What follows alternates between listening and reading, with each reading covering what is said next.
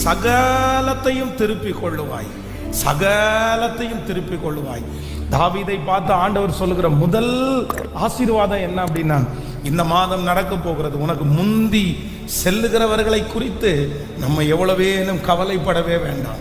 பிரச்சனையை ஆண்டவர் சொல்லுகிறார், பிசாசை சத்துருவை முந்தி கட்டினாலே ஒழிய, சில நேரத்தில் நம்ம போறதுக்கு முன்னாடியே யாரு போய் நிற்பா அப்படின்னா பிசாசு போய் நிற்பான். நம்ம செயல்படுறதுக்கு முன்னாடியே பிசாசு போய் செயல்படுவான். ஆனால் அந்த மாதிரி உங்கள் வாழ்க்கையில் பல, இது தெரிஞ்சிருந்தா நான் முன்னாடியே ஜெபம் பண்ணியிருப்பேனே, இது தெரிஞ்சிருந்தா நான் முன்னாடியே நான் ஆயத்தமாக இருப்பேனே, ஆனால் எனக்கு முன்னாடியே ஒரு பிரச்சனை போயிருக்குதே, கவலையே பட வேண்டாம். கர்த்தர் வாக்கு கொடுக்கிறார், யார் முந்தி கடந்து போனாலும் வெற்றி யார் பக்கம் அப்படின்னா என் பக்கம்தான் வெற்றி. சில நேரத்தில் நம்ம வேலை செய்கிற இடத்துல, சுற்றி இருக்கிற இடத்துல யார் முதல்ல ஜெயிச்சிருவாங்க அப்படின்னு சொன்னா, ஃபர்ஸ்ட் கம்ப்ளைண்ட் யார் கொடுக்குறாங்களோ, இது நியாயம் யார் பக்கத்தில் இருக்குது அப்படின்றதெல்லாம் சில நேரத்தில் பார்க்க மாட்டாங்க.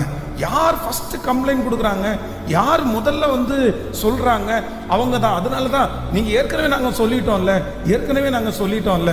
ஆனால் ஆண்டவருடைய பிள்ளைகளை, இது உங்களுக்கு தீர்க்க தரிசனமான வார்த்தையா இருக்கலாம். சத்துருவே முன்னாடி கடந்து போனாலும் முடிவு ஜெயம் யாருக்கு கர்த்தர் தந்தார் என்றால், நீ சகலத்தையும் திருப்பி கொள்ளுவாய்.